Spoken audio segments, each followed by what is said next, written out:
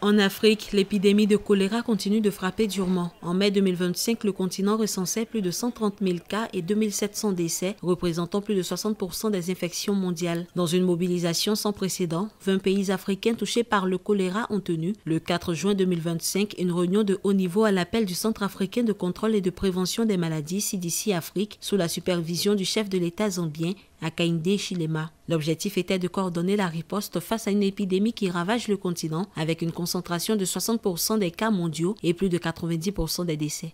This crisis demands action. Cette crise exige une action au plus haut niveau politique.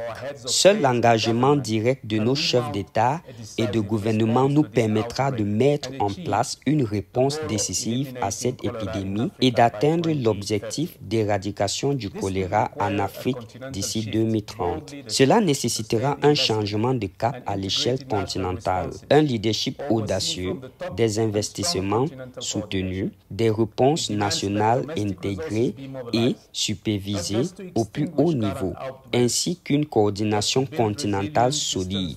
Il est impératif de mobiliser des ressources nationales, non seulement pour éradiquer les épidémies actuelles, mais aussi pour mettre en place des systèmes résilients de surveillance de l'eau et de l'assainissement et de prestations de soins de santé.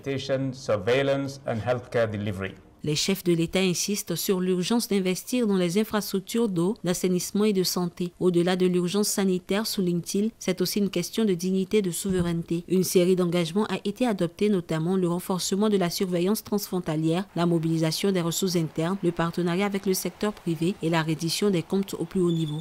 Nous avons lancé un appel clair à l'action.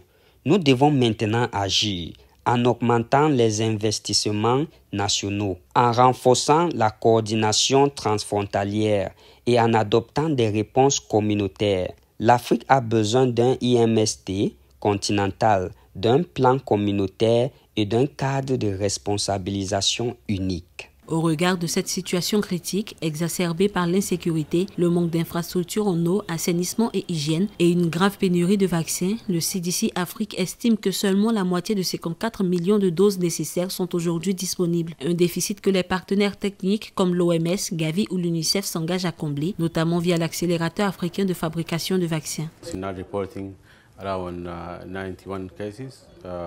SENA signale actuellement environ 91 cas avec une mortalité élevée. Afin de réduire cette mortalité, nous avons étendu nos services à tous ces endroits, offrant ainsi un service plus proche de la communauté. Outre les soins que nous avons prodigués, nous avons également mené des activités de sensibilisation et de prévention auprès de la communauté, nécessaires dans la zone à risque. La saison des pluies approche et la situation pourrait s'aggraver. Des ressources supplémentaires sont donc nécessaires. Nous disposons également d'un plan d'urgence pour intensifier la réponse avec nos partenaires dans l'État.